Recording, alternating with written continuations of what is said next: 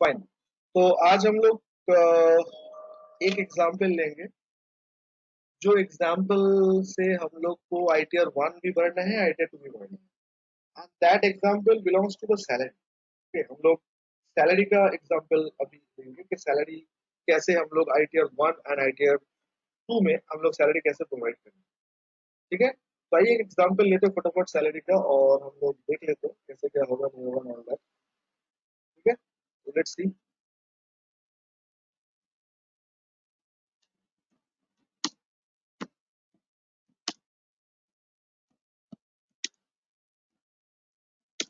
Mr. Ravi gives you the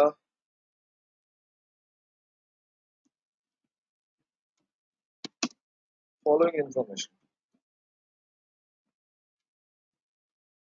okay, Ravi अपना salary का following information दे रहे हैं, तो आइए रवि जी क्या दे रहे हैं वो देख लेते हैं। तो रवि जी बोल रहे हैं उसका बेसिक सैलरी जो है 2 लाख। ठीक है, डीए है 1 लाख। ओके, एचआरए है 75,000।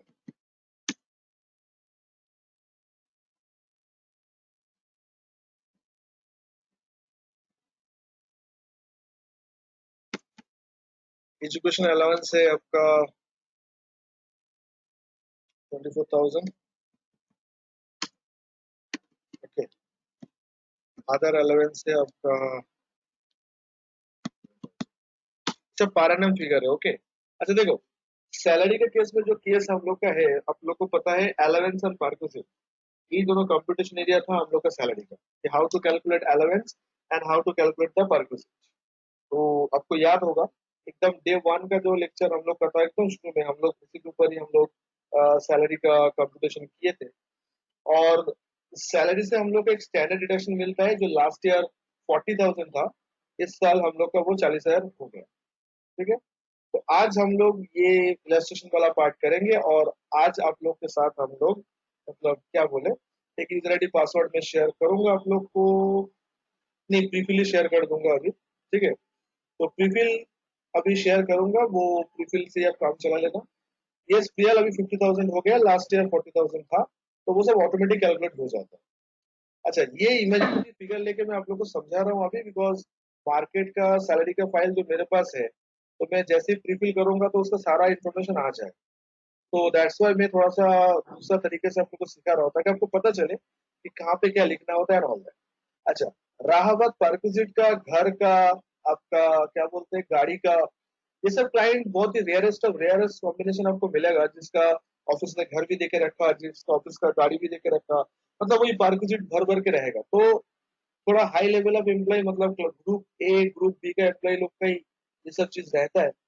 तो जब आपको मिलेगा तो उनको जो फॉर्म 16 आएगा, तो फॉर्म 16 में सारा बातें आपको दिख जाएगा। तो मेरे पास भी फॉर्म 16 है, तो मुझे वो ढूंढना पड़ेगा। तो फ्राइडे सॉरी वेडनेसडे क्लास में मैं फॉर्म 16 को दिखा दूंगा कि फॉर्म 16 से रिटर्न कैसे भरना। ठीक है, अभी फॉर द टाइम बीइंग ऐसे नॉर्मल एग्जांपल देख लो। और आईसी का जो एग्जाम होता है उसमें ऐसा ही सैलरी का इन्फॉर्मेशन देके बोलते हैं कि आईटीआर फाइल करो, वो नाम भी नहीं लेते आईटीआर 1 के आईटीआर 4, वो बोलते हैं जो सुटेबल आईटीआर है you have to file, you have to follow. तो ये इन्फॉर्मेशन हम लोग दे दिया, और नीचे में कुछ एडिशनल इन्फॉर्मेशन मैं दे रहा हूँ। What is additional information? So Ravi is paying rent 5,000 per month at Kolkata. Okay. Profession tax of rupees 2,400.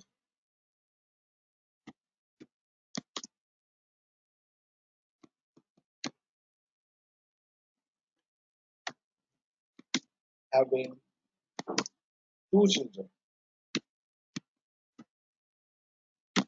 Ravi के पास 2 चिल्ड्रन है। ओके, ये आपका इन्फॉर्मेशन है। तो इसी इन्फॉर्मेशन से आपको क्या करना होगा, इसी इन्फॉर्मेशन से आपका आईटीआर 1 भी भरना होगा और आईटीआर 2 भी भरना होगा। और कुछ खास इन्फॉर्मेशन नहीं है, बैंक डिटेल्स जैसे हम लोग भरते थे वैसे ही हम लोग भरेंगे, not a big deal for us. अभी हम लोग थोड़ा सा देख लेते हैं कैसे इसके ऊपर हम लोग डील करेंगे एंड ऑल। ठीक है, तो शुरू करें। ये सैलरी का इन्फॉर्मेशन है, डिटेल सैलरी का इन्फॉर्मेशन है। तो हम लोग को सीखना यही है कि आईटीआर 1 एंड आईटीआर 2 में सैलरी डालते कैसे।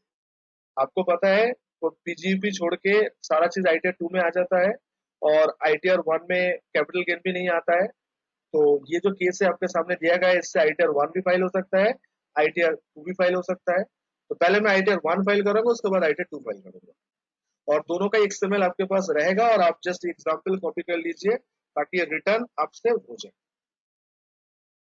ठीक है, तो चलिए मैं एक फोल्डर बना लेता हूँ फटाफट आईटीआर प्रैक्टिस बोल के।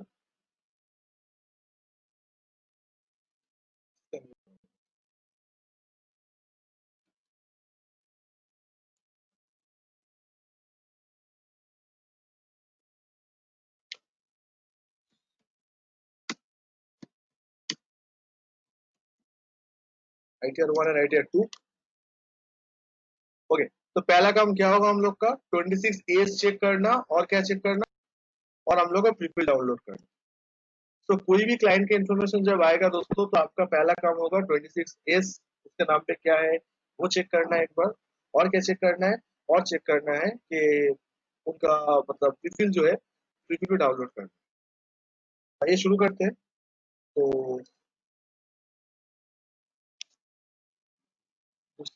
दूसरा क्लाइंट की इन्फॉर्मेशन लेके कर रहे हैं।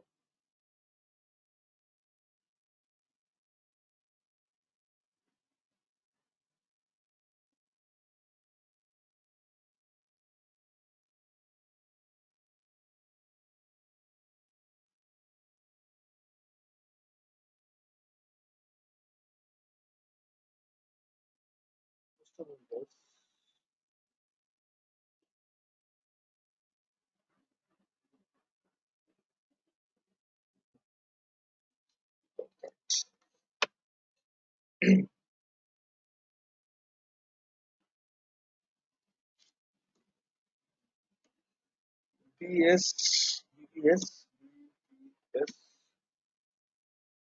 Double P.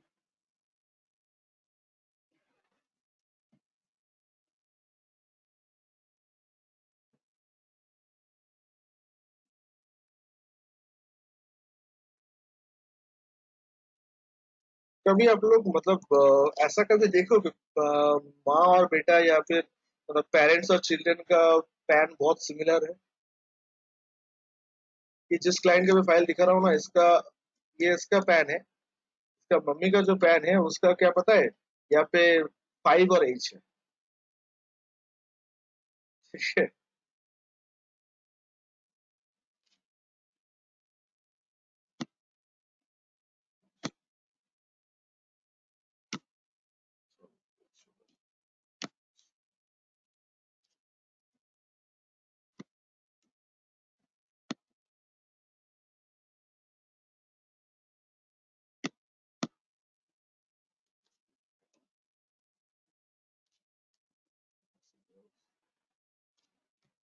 YNJST।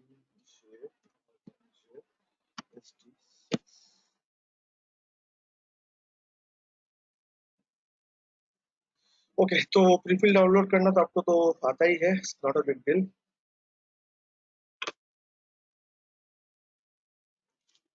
अच्छा, ये दोनों प्रीफिल हम लोग डाउनलोड कर लेंगे अभी।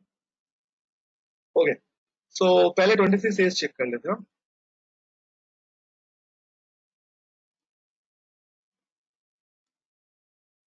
ऑनलाइन चेक कर लेंगे।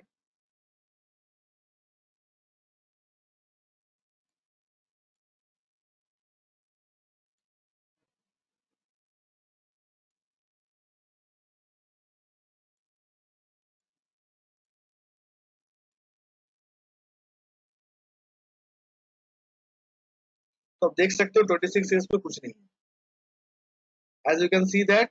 ये जो क्लाइंट है इसका 26 एज में कुछ भी अवेलेबल नहीं है। तो जिसका 26 एज में कुछ भी अवेलेबल नहीं है, तो उसको लेकर कोई टेंशन लेने का बात नहीं है। जिसका इनकम हम लोग मैनिपुलेट कर सकते हैं। तो 26 एज का आप लोग को पता है ना, हम लोग क्यों चेक करते हैं, एक तो चेक करते हैं टीडीएस के लिए, और दूसरा चेक कर लेते हैं कोई इनकम यहाँ पे रिपोर्ट हुआ कि नहीं हुआ। बहुत बार क्या होता है, इनकम रिपोर्ट होता है वह टीडीएस नहीं काटता है। आपके पास जो 26 एक बार चेक करके देखना, जिसपे देखना है कि आपके पास इनकम मिलेगा वह टीडीएस नहीं काटा। तो 26 पे अगर कोई भी इनकम अगर शो हो रहा है तो उसके ऊपर टीडीएस हम लोग को नहीं काटना, सॉरी, उस इनकम को हम लोग को हाइड नहीं करना। एक बार हर एक क्लाइंट का एक दफा 26 चेक जरूर कर लीजिएगा। वैसे भी आपको पता है जब हम लोग प्रीफिल करेंगे वो आ जाएगा, फिर भी आप एक बार चेक कर लेना, करने में तो कोई दिक्कत तो है नहीं। तो 26 चेक कर लिए, इस क्लाइंट के कुछ भी नहीं है, 26 डाउनलोड करेंगे तो ब्लैंक आएगा, कुछ खास नहीं है। तो अभी हम लोग क्या करेंगे, प्रीफिल डाउनलोड करेंगे। तो डाउनलोड प्रीफिल एक्सटर्नल, और दोनों रिटर्न के लिए करेंगे, ITR 1 के लिए भी कर लेते हैं और ITR 2 के लिए भी कर लेते हैं। अब देखो, जैसे ही मैं ITR, ये कौन सा था, 1 था कि 2 था, ये 1 था ना। एक मैजिक देखो, 2020-21 एंड ITR 1, जैसे ही मैं ITR 1 के लिए चेक कर रहा हूँ, अब देख सकते हो यहाँ पे देखो, ये बैंक का डिटेल आ गया, उस केस में नहीं आया था। तो ये उन लोग के लिए आएगा जो लोग पहले से ITR फाइल कर रहे हैं। मतलब मेरे नाम पे ऑलरेडी रिटर्न जाता है, आपके नाम पे ऑलरेडी रिटर्न फाइल होता है, जिन लोग के नाम पे ऑलरेडी रिटर्न फाइल हो रहा है उन लोग का ये इन्फॉर्मेशन रह सकता है, वो तो रहेगा। लेकिन वो जो मैडम का फाइल लास्ट टाइम हम लोग कर रहे थे, वो मैडम इस साल फास्ट, मतलब पहले बार वो मैडम ITR फाइल करने जा रहे थे, इसलिए उनका बैंक डिटेल्स कुछ नहीं है। तो आपका क्लाइंट अगर इससे पहले पिछले साल में कोई भी साल में अगर फाइल किया हो तो उनका बैंक डिटेल्स ऑटोमेटिक आ जाता है, जो हम लोग के लिए काफी इंटरेस्टिंग होता है, क्योंकि यहाँ पे हम लोग को ये दोनों को टिक करना पड़ने से हम लोग का दोनों मतलब बैंक डिटेल्स आ जाएगा। Now click on download external, I agree and continue. ठीक है, तो जितना बैंक डिटेल्स क्लिक करोगे उतना बैंक डिटेल्स ऑटोमेटिक आ जाएगा। मतलब इस बार जब पीपीएल ओपन करेंगे उसके साथ बैंक डिटेल्स भी आ जाएगा, तो हम लोग को बैंक के लेके अलग से चिक चिक करने का दरकार नहीं है। तो ये एक एडवांटेज बोल सकते हो जो उन्हीं लोग के लिए है जो लोग ऑलरेडी रिटर्न फाइल कर चुके। फास्ट टाइम करने जाओगे तो नहीं आएगा, बिकॉज डिपार्टमेंट को तो पता है ही नहीं, तो फास्ट टाइम को कैसे आपको प्रोवाइड करें, something like that. Okay,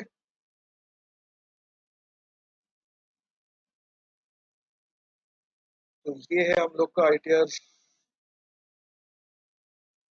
document.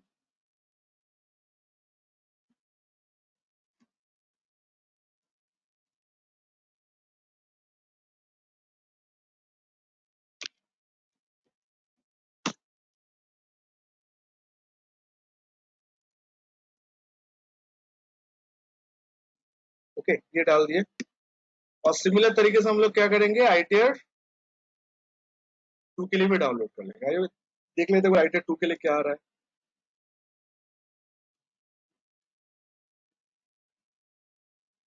Same चीज आया। तो याद रहे, ये जो चेक बॉक्स आ रहा है यहाँ पे टिक जरूर करना, नहीं तो बैंक डिटेल्स पेज नहीं होगा। तो जिसके क्लाइंट का नाम पे बैंक डिटेल्स शो करेगा उसके ऊपर ये टिक करने से बैंक डिटेल्स भी आपका प्रीफिल के साथ आ जाएगा। तो एक बार चेक जरूर कर लीजिएगा कि बैंक डिटेल्स पहले से दिया हुआ है कि नहीं दिया हुआ है। फर्स्ट टाइम करने जाएगा तो नहीं आएगा ऑफकोर्स, बिकॉज फर्स्ट टाइम में तो ऐसा रहेगा नहीं, सब्सिक्वेंट टाइम में आपको आ जाएगा।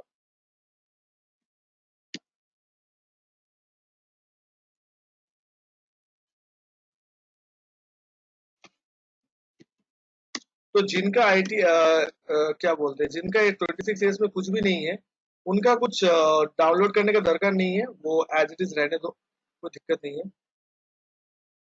ठीक है, तो गैस ये आप देख सकते हो, ये हम लोग दोनों का IT I mean prefill download कर लिए। तो आप लोग को समझ में आया, डिफरेंस समझ में आया, लास्ट क्लास का प्रीफिल और इस क्लास का प्रीफिल के अंदर क्या डिफरेंस है। तो ये ITR 1 का प्रीफिल जो इसके अंदर भी बैंक डिटेल्स है, और ये ITR 2 का जो प्रीफिल है उसके अंदर भी बैंक डिटेल्स ऑटोमेटिक आ गया। इससे फायदा कल एक ही होगा, आपका एक्स्ट्रा कॉलम भरना नहीं पड़ेगा। वो जो बैंक कॉलम आप लोग भरते थे पार्ट बी TTI में जाके, वेरिफिकेशन पेज में जाके समटाइम्स, तो यहाँ पे आपको दोबारा भरना नहीं पड़ेगा, क्योंकि तो ऑटोमेटिकली प्रीफिल होके आपके साथ आ गया। तो जस्ट उसी को यूज करो और आपका काम बन जाएगा। ठीक है, every one of you getting this, yes no, fine. तो now move on to the next part, हम लोग नेक्स्ट पार्ट में जाएंगे और हम लोग को जो ऑलरेडी फाइल किया हुआ है उससे लेके आएंगे रिटर्न फाइल।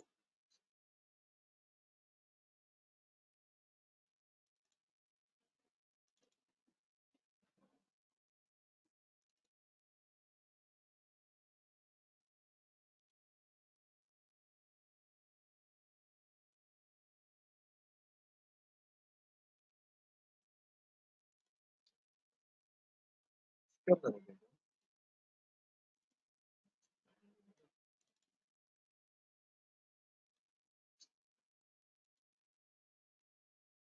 है। याद नहीं आ रहा मैं दूसरी तरह से।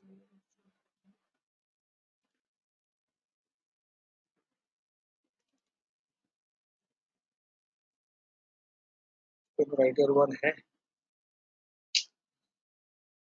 काट करके दिया था, छोड़।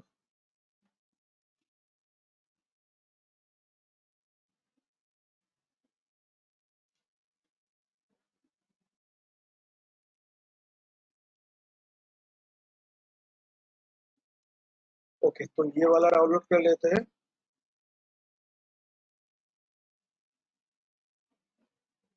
और ये वाला कर लेते हैं।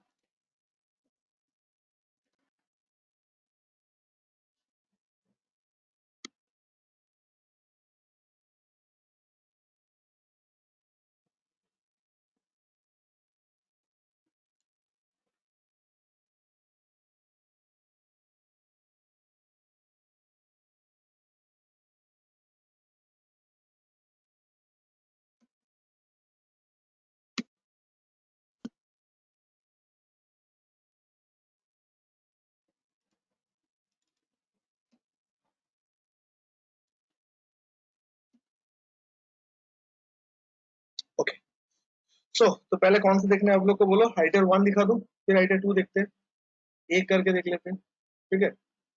पहले हाइटर वन स्टार्ट्स विद हाइटर वन, देन हाइटर टू। दोनों ही देखने का मन है हम लोग को, दोनों ही करना है, वन एंड टू दोनों ही करना है,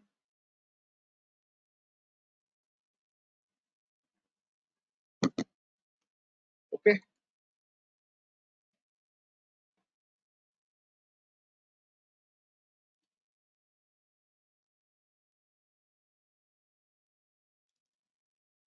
तो आई थिंक आईटीआर ओपन करना, बंद करना, उसको सेव करना, इसमें कोई दिक्कत नहीं है आप लोग का, वो आराम से हो जाता है हम लोग का, तो वो आ जाएगी।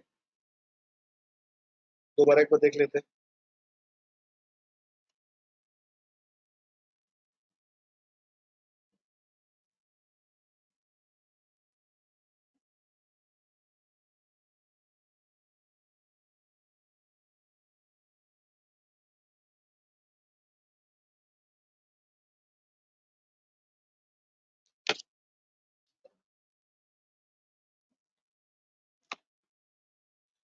अच्छा, आप लोग का सिस्टम पे फटाफट जावा ओपन हो जाता है कि टाइम लेता है? मेरा तो काफी टाइम लग जाता है, तो आप लोग का भी ऐसा ही टाइम लगता है कि जल्दी जल्दी ओपन हो जाता है? तो it depends on the system speed और लैपटॉप स्लो है। जब से मैं देखता हूँ ये बहुत लेट से ओपन होता है मेरा टेस्ट में। Okay, जल्दी होता है तो अच्छा बात है। आई थिंक इस सिस्टम के ऊपर डिपेंड करेगा, राइट?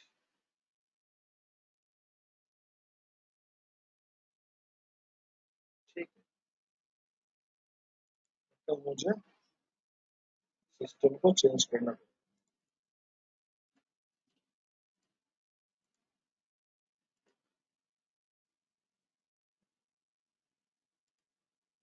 अब ये प्रीफिल टिफिल जल्दी जल्दी हो जाता है, मतलब मेरे देखो काफी, मतलब ऑलमोस्ट 1 मिनट टाइम लग जा रहा है ये फॉर्म ओपन होना, फिर ये हैंग करके काला हो जाता है, फिर से ओपन होता है, नॉट रिस्पॉन्डिंग दिखाता है। इतना दिक्कत होता है आप लोग का कि एक बार में ओपन हो जाता है?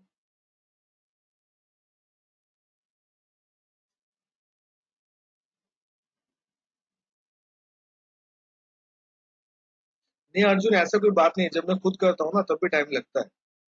मैं पूछ रहा हूँ, जब मैं डेस्कटॉप से ट्राई करूँ।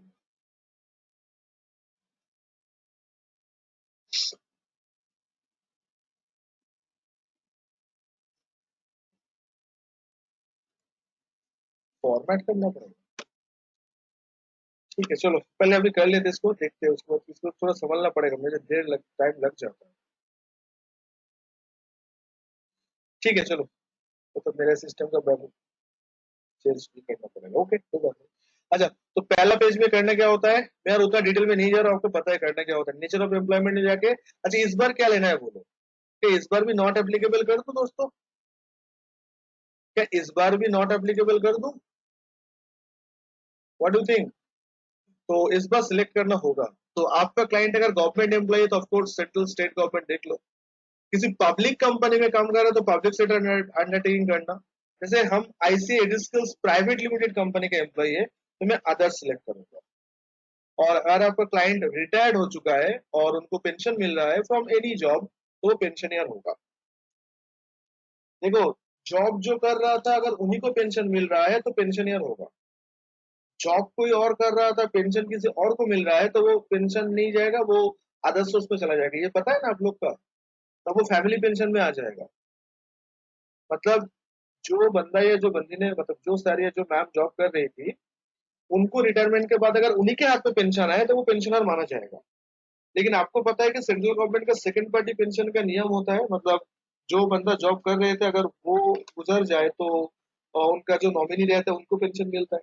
तो नॉमिनी को जब पेंशन मिलेगा तब ये अदर सोर्स में जाएगा, फैमिली पेंशन। और जो जॉब कर रहे थे अगर उन्हीं को पेंशन मिले तो पेंशनर होगा। तो मेरा कैसे, मैं अदर्स कर दूंगा। बात समझ में आया आप लोग को? ये नेचर ऑफ एम्प्लॉयमेंट सिलेक्ट करने का। तो सर एक बार फिर से एक बार दिखा दीजिए क्या क्या था ऑप्शन हम लोग का यहाँ पे। क्लाइंट अगर सेंट्रल गवर्नमेंट का एम्प्लॉय है तो सेंट्रल गवर्नमेंट, स्टेट गवर्नमेंट है तो state government. Public limited company अगर है जैसे कि रिलायंस हो गया, Tata group of industries, ITC, that is a public sector unit. और हम लोग जैसे प्राइवेट एम्प्लॉय, मतलब प्राइवेट कंपनी का पार्टनरशिप फॉर्म कर एम्प्लॉय है तो अदर्स होगा। जो बंदा जॉब कर रहे थे अगर वो रिटायर कर गया तो उन्हीं के हाथ में अगर पेंशन मिल रहा है तो मतलब फर्स्ट पार्टी पेंशन, तो वो पेंशनियर माना जाएगा। सेकंड पार्टी पेंशन जो होता है वो फैमिली पेंशन माना जाएगा। तो फैमिली पेंशन मतलब वो अदर सोर्स जाएगा, इसलिए नेचर ऑफ एम्प्लॉयमेंट में क्या लिखना है, नॉट एप्लीकेबल। तो अभी हम लोग क्या सिलेक्ट करेंगे, अदर्स। दोस्तों इनकम फ्रॉम सैलरी था इसलिए हम लोग अदर्स सिलेक्ट करना पड़ा। क्लियर? उसके बाद ये नौटंकी पता है आपको, PWD. PWD government है लोग, वो ministry of rural and urban development ministry के अंदर आता है। पीडब्ल्यूसी का मिनिस्ट्री होता है पीडब्ल्यूडी का। ये सचिन टिस्कुले वाला पीडब्ल्यूडी पूछ रहे हो तो आप लोग, आप पीडब्ल्यूडी इज गवर्नमेंट। क्या पीडब्ल्यूसी पूछना चाह रहे हो? पीडब्ल्यूसी आपका आदर्श में आएगा, इसका इंटरव्यू ऐसे अलाइन करने वाला है। लेकिन पीडब्ल्यूडी जो होता है पब्लिक वर्किंग डिपार्टमेंट जो हम लोग का है, वो स्टेट गवर्नमेंट का है।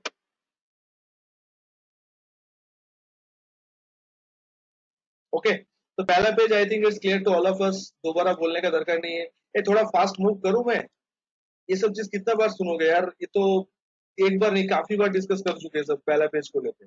आई think we should move on little bit faster, because मुझे देखना है सैलरी कैसे डालना है। तो आई थिंक इसमें तो कोई दिक्कत तो है नहीं। चलिए हम लोग कंपटीशन ऑफ इनकम टैक्स में आते हैं सीधा। तो जैसे ही आप देख रहे हो ऊपर, आप देख रहे हो ग्रॉस सैलरी आपको दिखा रहा है। ठीक है, ओके। तो यहाँ पे आप लोग को मतलब सैलरी दिखाना पड़ेगा। अब देखो तीन सेक्शन है, 17(1), 17(2) एंड 17(3). तो आपको ये पहचानना होगा 17(1) क्या है, 17(2) क्या है, 17(3) क्या है।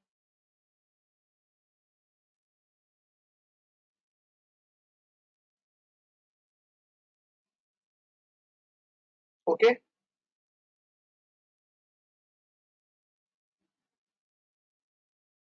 शुरू करें।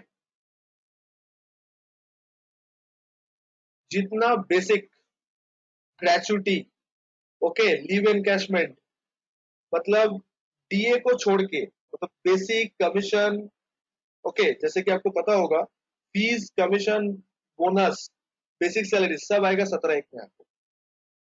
आप लोग लिख के रखो प्लीज कहीं पे भी। थोड़ा पुराना दिन याद करते आओ,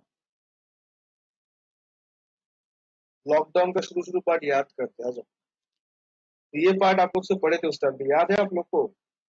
जब हम लोग सैलरी स्टार्ट किए थे तो पहले हम लोग बेसिक पढ़े थे। बेसिक के बाद क्या पढ़े थे हम लोग, कमीशन पढ़े थे। कमीशन के बाद बोनस, बोनस के बाद फीस, याद आ रहा है? तो basic, commission, bonus, fees, gratuity, ये जितना सारा पार्ट है ना, सब चीज जोड़ जाड़ के कहाँ लेना है, 17(1) पे लेना है। तो 17(1) में ना तो कोई अलाउंस आएगा ना तो कोई परक्विजिट आएगा। आई रिपीट, 17(1) में ना तो कोई अलाउंस का अमाउंट आएगा, ना तो कोई परक्विजिट का अमाउंट आएगा। तो क्या लगता है 17(a) में क्या हम लोग को डीए लिखना चाहिए? क्या 17(1) में डीए लिखना चाहिए? यार, आंसर इज नो। तो मेरा वाला केस में बता सकते हो कि मेरा वाले केस में क्या आएगा? ये जो केस अभी, ओनली बेसिक आएगा। ठीक है, ओनली क्या आएगा? बेसिक। एचआरए क्यों आएगा? एचआरए भी तो अलावेंस होता है सम्राट, हाउस रेंट अलावेंस। तो अलावेंस नीचे है, ये वाला। ओके, ये अलावेंस का पार्ट है। Nature of exempt allowance, description amount, उसमें अलावेंस डालना है, यहाँ पे अलावेंस नहीं डालना है। ठीक है, ओके। अच्छा रुको रुको, सॉल्व खाली बेसिक नहीं आएगा आई थिंक। यहाँ पे हम लोग को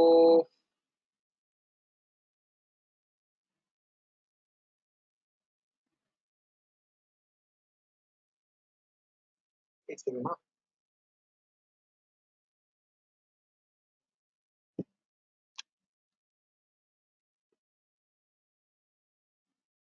अच्छा ठीक है, यहाँ पे डाल के देखते हैं बस। तो कॉपी कर लिए, देखा हम लोग यहाँ पे।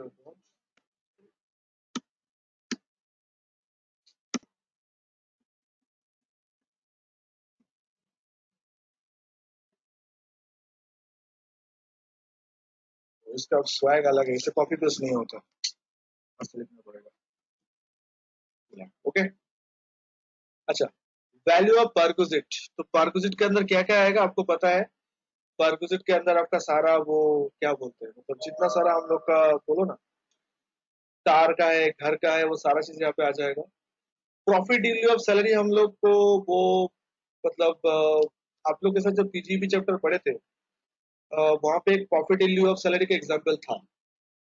आप लोग को याद है पीजीबी चैप्टर जब पढ़े थे तो पहला लेक्चर था हम लोग का कौन सा income as a taxable as PGB होगा। तो वहां पे कॉन्सेप्ट था कीमैन इंश्योरेंस पॉलिसी, याद है आप लोग को?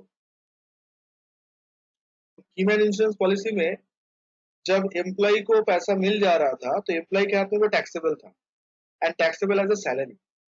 तो आज कोई कीमैन इंश्योरेंस का पॉलिसी अगर कोई एम्प्लॉय को मिलता है, रिपीट गाइस, अगर कोई कीमैन, अगर कोई कीमैन इंश्योरेंस का पॉलिसी एम्प्लॉय को मिले तो वो प्रॉफिट इन लिeu ऑफ सैलरी माना जाए। ठीक है, तो कीमैन इंश्योरेंस का पॉलिसी यहाँ पे एग्जाम्पल होता है। अब अलाउंस का पार्ट में आते हैं, तो एडरो। तो जैसे एड्रो किए, अब देख सकते हो यहाँ पे हम लोग के यहाँ पे सारा एग्जेम्प्टेड अलाउंस का लिस्ट आया। तो पहला हम लोग एचआरए का लिखेंगे। तो हम लोग का जो एचआरए है वो एचआरए का अलाउंस है पहले। तो एचआरए का सेक्शन है 1013A, यहाँ पे देखो 1013A है यहाँ पे, ये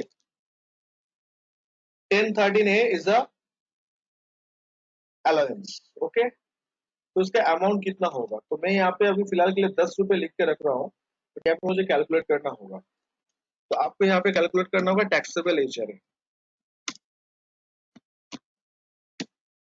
ओके, क्या कैलकुलेट करना होगा आपको? Taxable HRA. तो टैक्सेबल एचआरए कैलकुलेट याद है आप लोग को?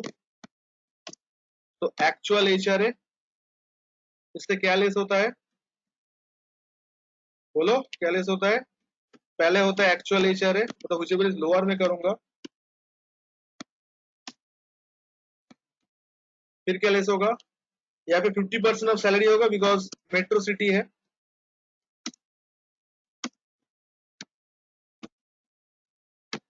ओके, एंड नेक्स्ट क्या होगा? Rent paid minus 10% of salary. Okay, तो आइए एक बार देख लेते हैं। तो एक्चुअल एरिया कितना मिला हम लोग के? एक्चुअल एशियर है it's 75,000। Actual easier we are getting 75,000। Okay, तो पहला स्कीम में 75,000 ही आएगा। 50% ऑफ सैलरी, अब सैलरी के अंदर क्या क्या आएगा दोस्तों? Basic plus DA plus commission on turnover. तो बेसिक कितना था इसका? 2 लाख और 1 लाख, तो 2 लाख बेसिक प्लस 1 लाख आपका डीए। ओके, इससे कितना percentage? Into 50%। Okay, and finally rent paid minus 10% of salary. तो रेंट कितना पे किया हम लोग? 5,000 करके पे किया, तो 5,000 इंटू 12। ओके, माइनस सैलरी कितना था हम लोग का? सैलरी था 3 लाख, तो basic plus DA 3 lakh into 10%, तो विच एवर इज लोअर। तो हम लोग का लोअर में कितना आएगा? लोअर में बाहर में हम लोग का 30,000 आएगा। ओके, टैक्सेबल कितना होगा? टैक्सेबल होगा 75,000 माइनस 30,000 इज 45,000। जो 30,000 जो एग्जेम्प्ट हुआ है, ये कॉपी करके हम लोग को लिखना पड़ेगा यहाँ पे।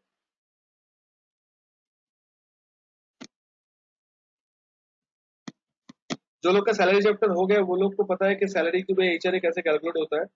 और जो लोग लास्ट में ज्वाइन किए, डोंट वरी, हम लोग पढ़ेंगे आप लोग के साथ। तो वो डिस्कस जब करेंगे तब आपको समझ में आ जाएगा कि हम लोग का क्या मतलब कैसे क्या कंप्यूट करना है and all that. Okay, now next, ये एचआरए कैलकुलेशन समझ में आया आप लोग का? जो लोग को सैलरी पड़ा हुआ है उन लोग से बोल रहा हूँ।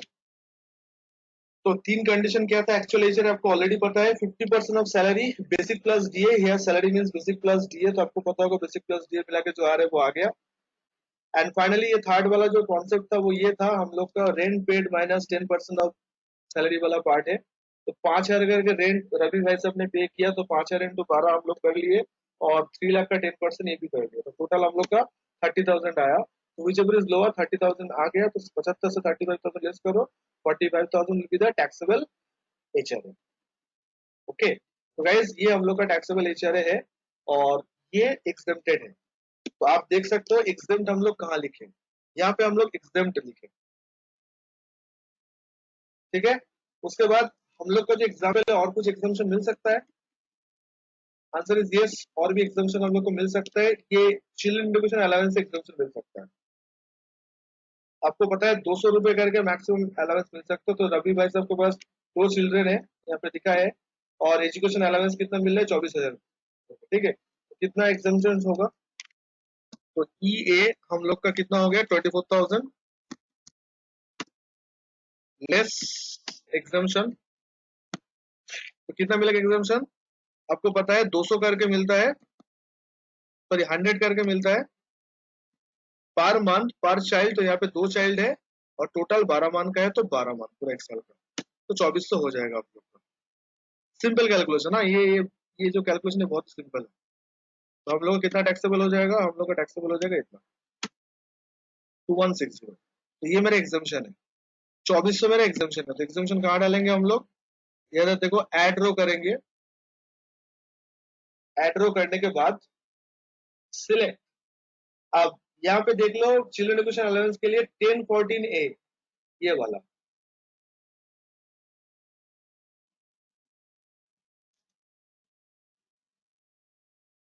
1014 ए एंड 1014 2 दोनों है। तो एक बार देख लो कौन सा लेना है हम लोग का।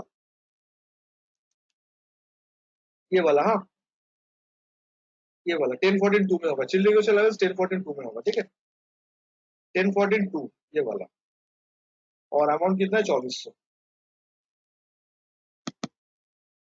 सेम।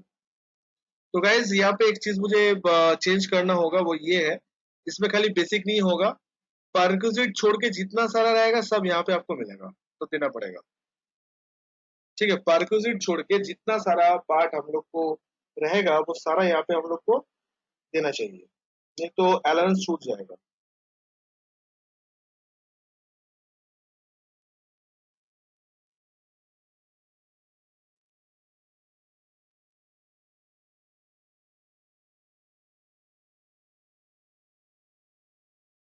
ओके, तो क्या क्या अलाउंस था मेरा, एक बार अलाउंस भी जोड़ना पड़ेगा यहाँ पे। तो पूरा जितना सारा है सभी आ जाएगा हम लोग के यहाँ पे।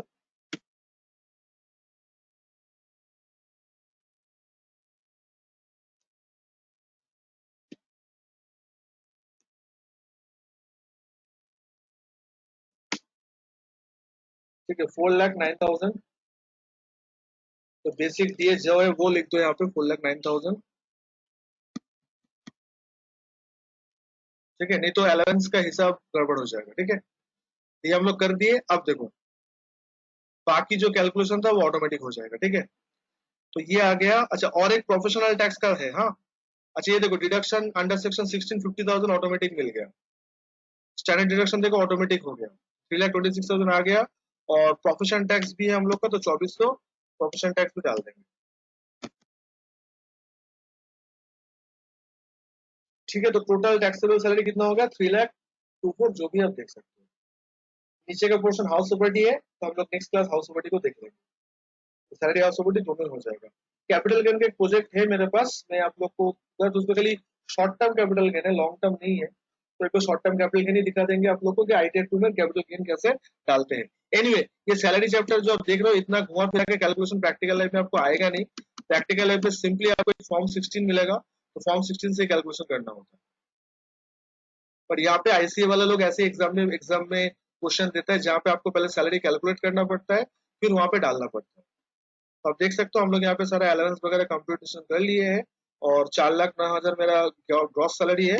और उससे सब डिडक्शन करने के बाद 3 लाख समथिंग कुछ ऐसा आया, जो मेरा टैक्सेबल सैलरी माना जाएगा, 3,26,000 24,200। बाकी जो नीचे ऑटोमेटिक आ गया, आपको पता है इसमें कुछ करना नहीं है, ये एज इट इज रहेगा, कोई दिक्कत नहीं है। हम लोग को चेंज कहाँ करना है, 80D में जाके। भले ही मेरे पास कोई इंश्योरेंस हो या ना हो, तो हम लोग को दोनों को क्या करना पड़ता है, नो करना पड़ता है, तो जिसको चल के एरर मैसेज आते हैं। तो गैस ये इनकम फ्रॉम सैलरी है 4,09,000, सारा हम लोग यहाँ पे डाल दिए, 3,24,000 आ गया। इसके ऊपर टैक्स जो कैलकुलेट बनता है वो बन गया, देखो 3710 टैक्स बन गया, उतना ही रिबेट हो गया, मतलब नील टैक्सेबल हो गया। और कुछ है हम लोग के यहाँ पे, टैक्स डिटेल्स में कुछ नहीं डालना है बिकॉज फॉर्म 16 नहीं है, तो कुछ भी नहीं डालना है। टैक्स पेड वेरिफिकेशन में देखो बैंक अकाउंट ऑटोमेटिक आ गया, देखो देखो बैंक ऑटोमेटिक आ गया, आपको कुछ करना नहीं पड़ा, जस्ट यहाँ पे जाके सेल्फ करना पड़ता है। और प्लेस में लिख दो जहाँ से आप फाइल कर रहे हो, कोलकाता कर दो तो कोलकाता। ठीक है, so click on the validate. अच्छा, ओके, ये लोग एक नौटंकी है। भले ही यहाँ पे रिफंड सिलेक्ट होके रखा है, तो आपको दोबारा करना पड़ेगा। तो सिलेक्ट करके एडिट रो करो, करके देखो दोबारा इसको करना पड़ेगा। ठीक है, और फिर बैंक वाला स्टेप जो है ये आपको करना पड़ेगा। ठीक है, तो वैलिडेट जब करोगे ये मैसेज बाय डिफॉल्ट आएगा, इसको उतना सीरियसली लेने का दरकार नहीं है। बार बार ये मैसेज आता है, please verify that the TDS statement is submitted for the complete financial year. ये बात ऑलरेडी आप लोगों के साथ मेरा हो चुका है कि इनकम टैक्स फाइल करने से पहले टीडीएस स्टेटमेंट सबमिट हो जाना चाहिए। मतलब आपके नाम पे जो जो लोग टीडीएस काटा है till the month of March, वो 26 डेज में अपडेट होना चाहिए। ये बात मैं आप लोगों के साथ डिस्कस कर चुके हैं ना एकदम बिगिनिंग में, कि आपके क्लाइंट के नाम पे अगर कभी कोई टीडीएस काट रहे हैं तो चेक कर लेना कि बार बार कि आप लोग का मतलब ये जो है मतलब क्या बोलते हैं, टीडीएस जमा हो चुका है नहीं हो चुका। तो एक चेतावनी है अर्नब, इसको तो सीरियसली लेने का दरकार नहीं है, जस्ट ओके करो, बस बात खत्म। ठीक है, उसके बाद सक्सेसफुली मैसेज आ गया, फिर हम लोग क्या करेंगे, सेव करेंगे।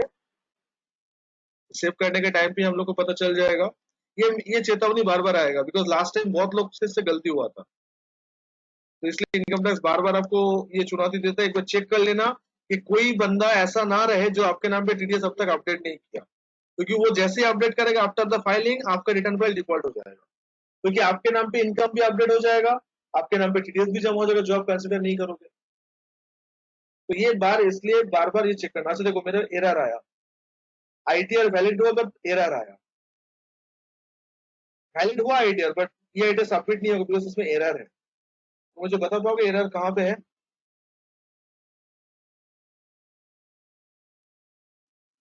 Where is the error? जो हिडन एरर आता है ना, ये जान खा जाता है। ठीक है,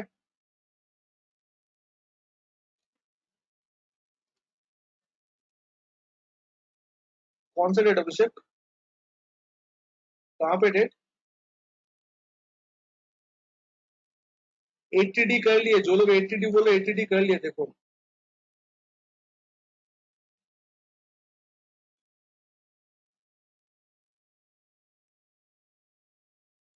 हाँ, अर्णव अगर दिमाग गर्म हो जाए तो थोड़ा नहा लेना। दिमाग गर्म मत करना। फास्ट पेज में उसका ना आईटीआर 1 में फॉरेन एसेट वगैरह से नहीं है। सर रिप्रेजेंटेटिव एसएससी वाला जो था फर्स्ट आईटीआर में लास्ट आईटीआर 1 में नहीं रहता, नहीं, हाँ, वो आईटीआर 4 में रहता था। आईटीआर 4, आईटीआर 2, आईटीआर 1 में रिप्रेजेंटेटिव नहीं है, देखो। तुम लोग को क्या बताओ, लास्ट टाइम मतलब लास्ट ईयर से नौटंकी इन लोग का चालू हुआ। ठीक है, और ये जो नौटंकी है इन लोग का, ये सुधरते सुधरते मेरा हालत खराब हो गया। एक क्लाइंट को लेकर मैं 2 घंटा बैठा था। एरर कहाँ है पता है? इनकम टैक्स बिलीव्स ऑन शगुन। पता नहीं क्यों बिलीव करते शगुन। तो वो बोलते हैं कि शगुन के लिए ये वाला जो कॉलम है, ये अदर सोर्स वाला, ये ब्लैंक मत छोड़ो। अब तक मेरा ये एरर नहीं आ रहा था बिकॉज मेरे पास ऐसा कोई ब्लैंक नहीं था। वो झरना मैडम का सारा केस में अदर सोर्स ही था। यहाँ पे आपको एक शगुन के लिए अदर सोर्स में कुछ ऐड करना पड़ेगा, तो सेविंग्स अकाउंट कर दो, अमाउंट एटलीस्ट 0 लिख दो। ठीक है, तो जब तक इस कॉलम में 0 नहीं आएगा ना, तब तक ये वैलिडेट नहीं करने देगा। तो शगुन के लिए 0 लिखना ही पड़ेगा। बिकॉज इनकम टैक्स का मानना है ऐसा हो ही नहीं सकता कि आपका सेविंग्स अकाउंट है और उसमें इंटरेस्ट नहीं आया। बात सही है, आपके पास बैंक अकाउंट है और आपके पास पूरा साल में इंटरेस्ट नहीं आया, ऐसा हो सकता है कभी? I am not talking about zero balance account. जो लोग रिटर्न फाइल करते हैं मैं उन लोग का बात कर रहा हूँ। आप बोलोगे नहीं सर, कोई क्लाइंट जन धन योजना में अकाउंट खुला है, उसके अकाउंट में बैलेंस 0 रहता है, तो वो अलग बात है। I am talking about regular case में। ओके, अर्नब दिन में इतना बेवजह नहा मत नहा करो, हाँ, उतना टाइम मत नहाओ तो दिमाग काम नहीं करेगा। तो ये मैं क्या बोल रहा हूँ, शगुन का मतलब समझते हो? फॉर्मेलिटीज के लिए 0 देना पड़ा। अब चाहो तो अमाउंट डालो, बट मुझे पता नहीं अमाउंट कितना है, तो that's why I am putting 0। तो आपको अगर कुछ इसमें अमाउंट डालना है तो डालो। डिपार्टमेंट तो चाहता है कि आप अमाउंट डालो। यहाँ पे 0 की जगह आप 100 रुपए डालो ना, कौन मना किया? मतलब ये कॉलम ब्लैंक नहीं होना चाहिए। मेरा बात सुनो ध्यान से, उसके बाद काउंटर क्वेश्चन करना। अब देखो, सेकंड टाइम चेंज करने जाओगे तो चेंज करने नहीं देगा। तो ये नौटंकी बहुत है इन लोग का। मतलब आईटीआर 1 का छोटा सा रिटर्न है, लेकिन आपको पूरा जान खा जाएगा। तो देखो, ये बार बार आपको ये टेंशन डालेगा। तो आप एक काम करना, इसको डिलीट करना, डिलीट करके फिर ऐड करना। तो अमाउंट अगर अपडेट करना है तो इसके बाद फिर से मैं वैलिडेट कर रहा हूँ, दोबारा सेव कर रहा हूँ। अब लास्ट ईयर तक यही गलती था, अब इस बार क्या चालू किया आई डोंट नो। उम्मीद करता हूँ कि दोबारा और कोई ना दिखे ये गलती, ये चीज दिख जाए।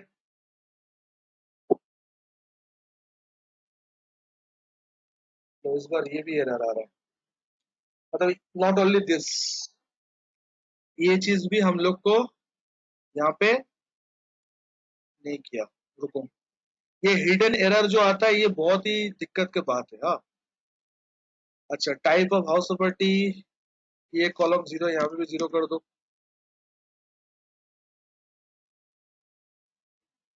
ठीक है, और कुछ है?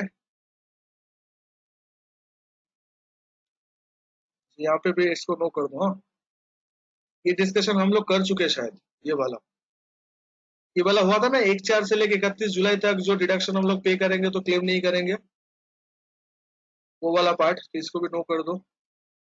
और कुछ देखो तो यहाँ पे हिडन 0 0 0 0 दिख रहा है, जो 0 की तरह दिखता है बट 0 नहीं है।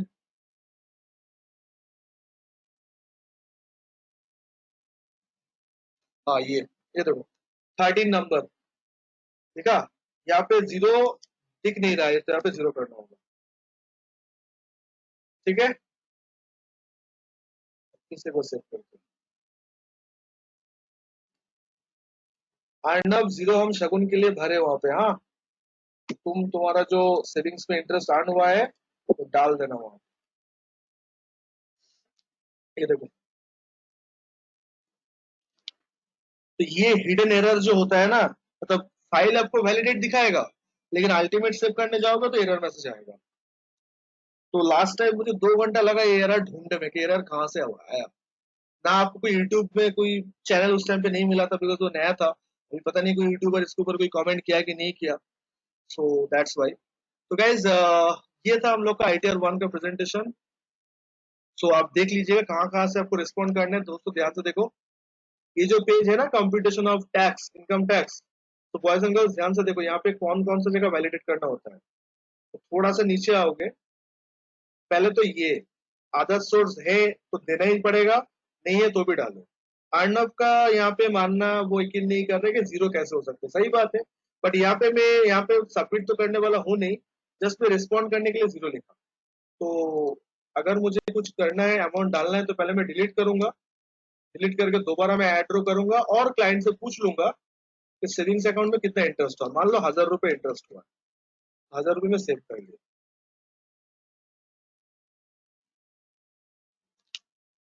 ठीक है। और आपको पता है इंटरेस्ट और सेविंग्स अकाउंट का डिडक्शन भी मिल जाता है। तो मुझे बता पाओगे 80 कौन से सेक्शन में डिडक्शन मिलता है? 80 TTA। तो 80 TTA ये वाला, ठीक है। तो यहाँ पे मुझे 1000 रुपये का डिडक्शन भी मिल जाएगा, ठीक है। तो ऊपर इनकम ऐड के नीचे लेस भी कर दिया। सम्राट पार्किजिट छोड़ के सारा आ जाएगा, पार्किजिट और प्रॉफिट लीव ऑफ सैलरी छोड़ के सारा चीज यहाँ पे आ जाएगा। और अलावेंस जो एग्जाम्प्ट है नीचे एक एक करके आपको ऐड करना पड़ेगा। तो 17 एक में आप पार्किजिट और प्रॉफिट लीव ऑफ सैलरी छोड़ के जितना आपका बाकी अर्निंग है सब डाल देना। DA HRA एजुकेशन अलावेंस, जितना सारा अलावेंस है, जितना सारा बेसिक कमीशन बोनस, सारा चीज आप यहाँ पे डाल दीजिए, ओके। तो गैस दोबारा सेव करना पड़ेगा इसको मुझे, क्योंकि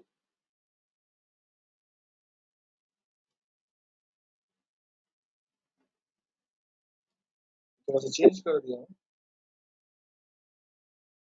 अब ये सक्सेसफुल होगा, मतलब ये सबमिट हो जाए। Every one of you getting this, yes no? तो नीचे कौन सा कॉलम में आपको जीरो करना होगा? ये 13 नंबर जो कॉलम है इसमें आपको जीरो करना होगा। 13 नंबर का जो कॉलम है इसमें आपको जीरो करना पड़ेगा। ध्यान से लिख के रखिएगा, ये 13 नंबर जो कॉलम है रिलीफ 89 बोल के, ये जीरो हाथ से लिखना पड़ेगा, नहीं तो आगे आप नहीं जा पाओगे।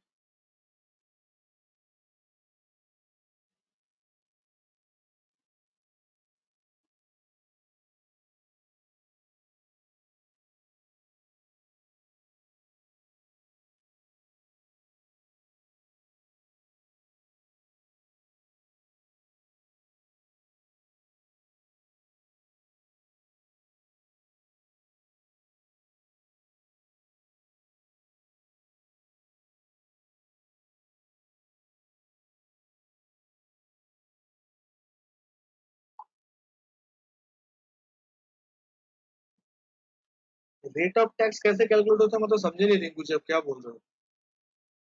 ये वाला क्वेश्चन बोल रहे हो क्या? ये सिस्टम कैलकुलेट होता है, ये वाला पार्ट, ये सिस्टम कैलकुलेट होता है।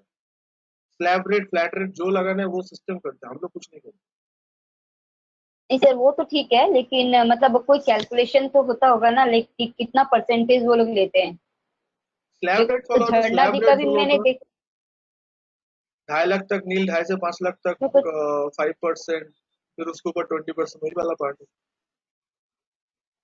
बट स्लैब मैंने रेट कैलकुलेशन किया ना, तो मत हुआ नहीं, करिए, मतलब कैलकुलेशन कैलकुलेशन मत एक करिए, एक कैलकुलेशन मत करिए, बिकॉज आपको पता है कि रिटर्न में जो आएगा दैट्स फाइनल। तो इसलिए हम लोग इसमें माथा नहीं लगाते।